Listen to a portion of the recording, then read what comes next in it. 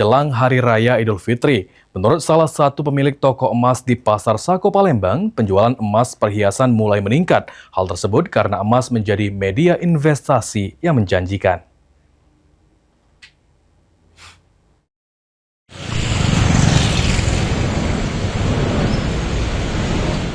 Jelang Idul Fitri, aktivitas jual beli emas di sejumlah toko emas di Palembang mulai ramai. Seperti yang terlihat di toko emas Makmur Jaya, warga silih berganti datang untuk membeli maupun menjual emas perhiasan. Pedagang emas, Awi, mengatakan, menjelang Lebaran permintaan emas mengalami peningkatan hingga sekitar 65% dibandingkan hari biasanya. Dalam beberapa hari terakhir, harga emas perhiasan sempat mengalami fluktuasi. 2 hari sebelumnya harga emas turun ke kisaran 15,6 juta rupiah per suku, namun pada Rabu 11 Maret harga emas kembali normal dan stabil di angka 15,8 juta rupiah per suku.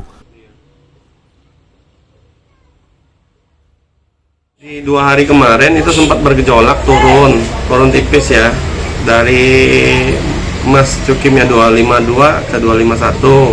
Jadi sukuan itu melemah juga ke 15.700, 15.650.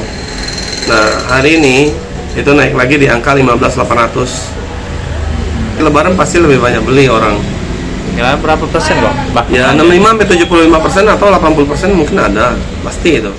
Sementara itu, salah seorang konsumen, Eli, mengatakan emas masih menjadi pilihan investasi karena nilainya cenderung stabil dan dapat dijual kembali saat harga naik. Emas tuh investasi terbaik ya, sepanjang masa sih. Tidak bakal rugi lah kalau investasi emas. Iya. Berarti harga-harga saat ini masih bagus, Bu ya? Masih, apalagi sekarang turunnya lumayan jauh ya dibanding bulan kemarin tanggal 30. Udah lumayan jauh lah. Sekarang berapa?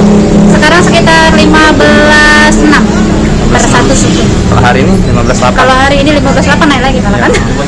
Lumayan ya? investasi bagus. Harga emas yang relatif stabil saat ini dinilai masih menjadi peluang bagi masyarakat untuk membeli maupun menyimpan emas sebagai investasi. Muhammad Aidil, PAL TV.